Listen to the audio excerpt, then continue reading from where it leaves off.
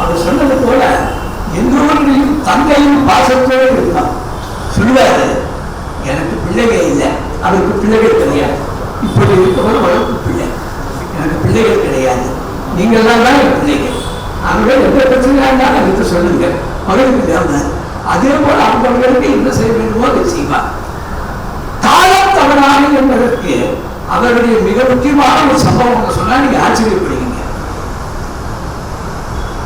நாடகம் எந்த இடத்துல ஆகணும்னா 6:30 யார் வந்தாலும் வராவிட்டாலும் அவர் பெல் சொன்னார். அன்றைக்கு எம்ஜிஆர் வர்றப்ப எல்லாரும் ஒரே பரபரப்பா இருப்பாங்க இல்லையா, முன்வரிசை கூட சும்மா விட்டு வச்சிருக்கு. எம்ஜிஆர் வரக்கூடாது எல்லாம் பதட்டமா இருக்காங்க. 6:20 ஆச்சு, 25 ஆச்சு, 30 ஆயிடுச்சு. அடி பெல்ல ஒரு நிமிஷம் அடி பெல்ல வெள்ள அடிச்சாச்சு. வெள்ள சொன்ன என்ன பண்ணுவாங்கன்னாக்கா லைட்டா படித்து ஒரு பாட்டு போட்டு போகணும், டைட்டில் சாங் போடும். அந்த ஜோதி ஜோதி ஒரு பாட்டு, பாட்டு, அந்த பாட்டு போடும். அந்த பாட்டு ஓடிக்கிட்டே இருக்கு. அப்போ லைட்டா கட்டி அச்சு ஒரு இருக்கு. அந்த பாட்டு குட்டி சீன் சுருட்டி லைட்டா போட்டா எம்ஜிஆர் முன்னாடி உட்கார்ந்து அது இவருக்கு மேல ஒரு பெரிய குழு போல வந்து எல்லாரும் வரிசையாக இருக்காங்க.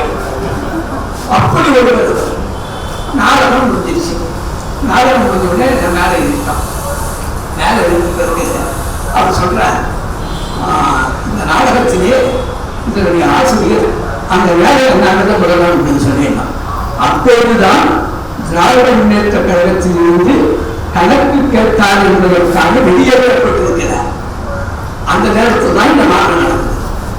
அப்படி சொல்றாரு எம்ஜிஆர் சொல்றாரு, இந்த நாடகத்தில் இதனுடைய ஆசிரியர் விபீஷணன் துரோகி என்று எழுதியிருக்கிறார்.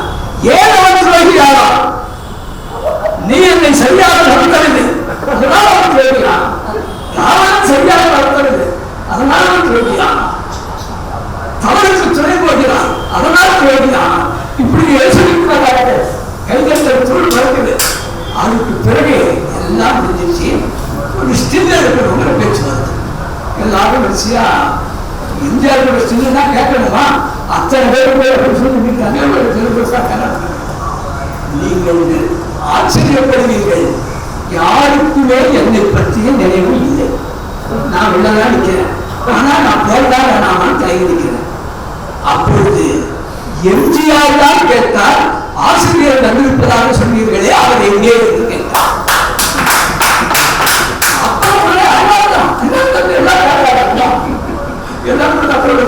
அப்படி கட்டி முடிச்சுக்கிட்டு இப்ப எதுக்கு அப்படி அற்புதமான மனிதர். அவருடைய நாடகத்திலே யாருமே பயன்படுத்தாத சில விஷயங்களை அவர் செய்திருக்கிறார். ஒன்று எக்கோனிக். எக்கோனிக் என்பது ஒரு தடவை அந்த ராமசாமி ராவணன் கொள்வார்.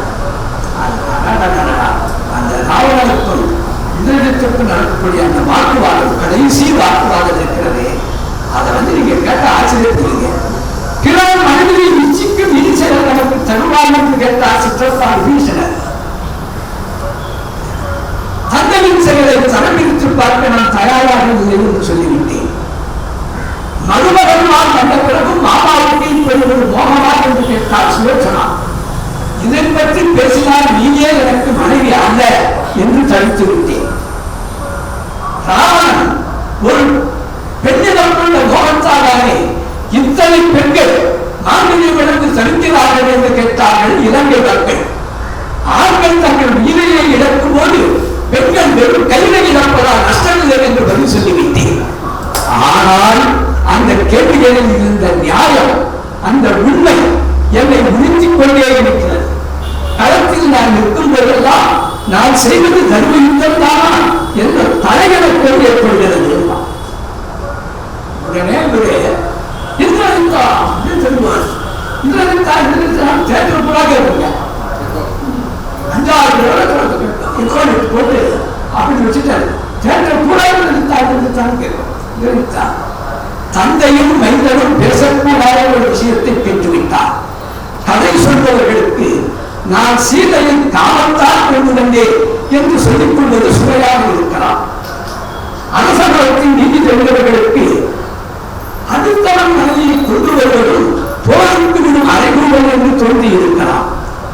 உடன் பிறந்த பாசத்தை உணரக்கூடியவர்களுக்கு தங்களின் வேதனையை தீர்த்து வைப்பதற்காகத்தான் இப்படி செய்தேன் என்று தோன்றி இருக்கலாம்.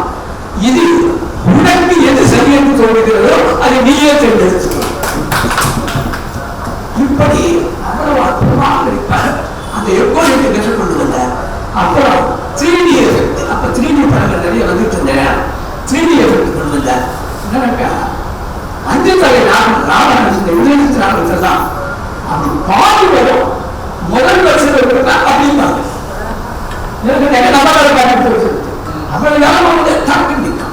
அப்படி 3D கொண்டு வந்தார். அதே மாதிரி அதிகாசம் ராமாஸ்கோ அந்த 35 அடி 45 அடியாக அப்படி பல புதுமைகளை செய்து இறுதி வரைக்கும் அவர் அதில் ரொம்ப உறுதியாக இருந்து ஒவ்வொரு காரணத்தையும் சிறப்பாக செய்தார். அவருக்கும் சில சோதனைகள் நடந்தன. அவருடைய கம்பெனியில் இருக்கிறவங்களே அவருக்கு மாறுபாடாக நடக்க ஆரம்பிச்சாங்க. அப்ப அவர் என்ன பண்ணார், வேண்டாம் நாடகமே வேண்டாம்னு 6 வருடங்கள் நாடகமே நடத்தாமல் விட்டுவிட்டார். கம்பெனியை கழிச்சுட்டார். 7வது வருடம் ஜெயலலிதா ஆட்சிக்கு வர்றாங்க. அவங்க வந்தவரை இவரை கூப்பிட்டு ஏன் நீங்க நாடகம் போடலன்னு கேட்டாங்க. இந்த மாதிரி பிரச்சனைகள் எனக்கு முடியல. இல்லை நீங்க நாடகம் போடணும், உங்களுக்கு அரசாங்கம் மானியம் கொடுக்கும், போடுங்க. அப்பொழுது எனக்கு பிறகு 70 வயசாகிடுச்சு. இப்போ போய் நான் என்ன வேஷம் நடிக்கிறதுன்னு கேட்டிருக்கேன். உடனே அந்த அம்மா, ஏன் திருநாவுக்கரசு நாடகம் போடுகிறேன், திருநாவுக்கரசு 70 வயசுக்காக ஆகவே நீங்க அதை போடுங்க அப்படின்னு சொல்லிவிட்டு மனோகசாரியிடம் மிகவும் பெருமையாக சொன்ன விஷயம் அதை சொல்லிட்டு அந்த அம்மா இந்திரஜித் நாடகம் எழுதினாலே அதை வச்சு திருநாவுக்கரசர் எழுத வைங்க, அது ரொம்ப பொருத்தமாக கொண்டு சொன்னாங்க. எனக்கு என்னன்னா ஒரு பெரிய முறை நான் குன்றத்தூர் சேக்கிழார் பிறந்த மண்ணில் வாழ்ந்து கொண்டிருக்கின்றேன். ஆனால் சேக்கிழாருடைய வாக்கை வைத்து ஒரு நாடகம் எழுதவில்லையே என்ற குறை ஏற்பட்டது. திருநாவுக்கரசர் நாடகம் என்று சொன்ன பொழுதே அது சேக்கிழாருடைய வாக்காக நாடகம் என்றால் அதை நான் எழுதி தந்தேன். அந்த நாடகம் மிகப்பெரிய வெற்றி தந்தது என்பது உங்கள் அனைவருக்குமே இப்படி அவர் எத்தனையோ நாடகங்கள் செய்திருக்கிறார், எவ்வளவோ சாதனைகள் செய்திருக்கிறார். கடைசி காலத்தில் அவருக்கு ஒரு சங்கடமான ஒரு சூழ்நிலைகள் ஏற்பட்டு அவர் தேவையில்லாமல் போய் இன்னொருத்தருடைய நாடக கம்பெனியை அழகுபடுத்துவது போல் வித்தம்மாய் என்று ஒருவரிடம் கொடுத்திருந்தார். அந்த வித்தம்மாயினை சரியாக நடத்தலாம். அதனாலேயே மனம் வந்து அவர் மரணம் அடைய வேண்டிய சூழ்நிலை வந்தது. ஆனாலும் அவர் இருக்கும் வரை அந்த அவருடைய பெயர் என்றென்றும் நிலைத்திருக்கும், எப்பொழுதும் நிலைத்திருக்கும். அதற்கு நம்முடைய இலக்கிய வட்டம் போன்ற அற்புதமான அமைப்புகள் அவர் நினைவு அதிக வாய்ப்பு மீண்டும் மீண்டும் நன்றி சொல்லி நிறைவுபடுத்துகிறேன். நன்றி, வணக்கம். சந்தர்ப்ப மக்களே, ஐயா அவர்கள் ஒரு நாடகத்தை நடத்திக்க அவருடைய நடிப்பை நான் பார்க்கவில்லை என்கின்ற நீங்க சில யார் பார்த்தீங்க இடத்துல நான் பார்க்கவில்லை. அதை மிக சிறப்பாக அவர் நிறைவேற்றிவிட்டார். எங்களுக்கு அன்னைக்கு பேச்சை கேட்க முடியவில்லையே என்கின்ற எண்ணம் எனக்கு இளமாக இருந்தது. எல்லாருமே கேட்க நான் முடிஞ்சால் கேட்டுவிட்டேன் என்கின்ற மகிழ்ச்சி. இன்னொன்று, நான் இந்த இலக்கிய வட்டத்திலே 4வது கூட்டத்தில் இருந்து வருகிறார்கள். எனக்கு ஆர்வமே இலக்கிய வட்டத்தில் உட்கார்ந்து கேட்க வேண்டும் என்பதுதான். ஆனால் மாமணி அவர்கள் என்னை மெல்ல மெல்ல அழைத்து இந்த பொறுப்பை என்னிடம் ஒப்படைத்த காரணத்தால் பல கூட்டங்களில் என்னால் பேச்சாளர்கள் என்ன பேசுகிறார்கள் என்பதை ரசித்து கேட்க முடியாமலே போய்விடுகிற ஒரு காலகட்டமாக மாறியது. பெரும்பாலும் பொழுதுதான் நன்றியுரை சொல்லுவேன். அதனால நன்றியுரை நாயகர் என்கின்ற பெயரை என்னுடைய உலகம் பண்ணவர்களாம் எனக்கு அதை வலித்திருக்கிறார்கள். அந்த அளவுக்கு K.S. கோபாலகிருஷ்ணன் இங்கே உரையாற்றிருக்கிறார். நம்முடைய இயக்குநர் திலகம் K.S. கோபாலகிருஷ்ணன் அவர்கள் இங்கே பக்கத்து அறையிலே உடுமலை நாராயணகரியை பற்றியும் நவாப் ராஜமாணிக்கம் பற்றியும் உரையாற்றிருக்கிறார்கள். அந்த உரையினுடைய வீழ்ச்சியை இன்றைய நான் மறுபடியும் இந்த ஐயாவிடத்தில் கேட்டிருக்கிறேன். எப்படி ஒரு ஆற்றலோடு அதை கேட்டிருக்கிறேன், மகிழ்ச்சியாக இருக்கிறது. அது சொன்னதை போல திருநாவுக்கரசருடைய நாடகம் சொல்லுவாங்க. சிவாஜி திருநாவுக்கரசர் நாடகத்தை அந்த திரைப்படத்தை நடிக்கிற பொழுது காஞ்சி பெரியவர் அவர்கள் தாம்பரம் மொழியிலே போகிற போது என் படத்தெல்லாம் ஏன் எல்லாம் சோறுக்கில விட்டு இருக்கீங்கன்னு கேட்டா என்னுடைய படத்தை வச்சிருக்கு. அப்பதான் அவன் சொன்னாங்க, அது நீங்க இல்லையா, நடிகர் திலகம் சிவாஜி கணேசனுடைய படங்களை வச்சிருக்கிறாங்க. அந்த அளவுக்கு நடிகர் திலகம் அவர்களை ஒன்றி போய் திருநாவுக்கரசராக நடித்தார் என்று சொல்வார்கள். இலக்கியத்திலே தேவாரம் என்றால் திருநாவுக்கரசருடைய தான், ஞானசம்பந்தருடையது திருப்பாடு, ஞானசம்பந்தருடைய திருக்கடை காப்பு, சுந்தரமூர்த்தி சுவாமிகளுடைய தான் திருப்பாடு. இந்த தேவாரம் என்பது பிற்காலத்தில் மூவருக்கும் பொருந்தி வந்தது. மூவர் பாடிய தேவாரம் என்று வந்தாலும் கூட தேவாரம் என்றால்தான் திருநாவுக்கரசர் தான். ஏன்னா இறைவனை படம் பிடிப்பது அப்படியே அந்த புனித்த பருவமும் கொவ்வை செவ்வாயின் குமிழ் சிரிப்பும் பணித்த சடையும் பவளம்போல் மேனிகள் பால் வெந்நீரும் இடித்த முறை எடுத்த பொற்பாதமும் காணப்பெற்றால் மனித பிறவியும் வேண்டுவதே இந்த மாநிலத்தே என்று பாடிய நாவுக்கரசர். அப்படிப்பட்டவருடைய பெருமையை இவர் எந்த அளவுக்கு ஆழ்ந்து தோய்ந்திருந்தால் எழுதியிருக்க முடியும். ஏன்னா இருக்கிறதுலே அவர் மதம் மாறியவர் என்கின்ற எண்ணம் அவர் உள்ளத்திலே ஓடிக்கொண்டே இருக்கும். அவரை பற்றி எழுதி பாராட்டு பெற்றிருக்கிறார் என்று சொன்னால் அது சாதாரணமானதல்ல.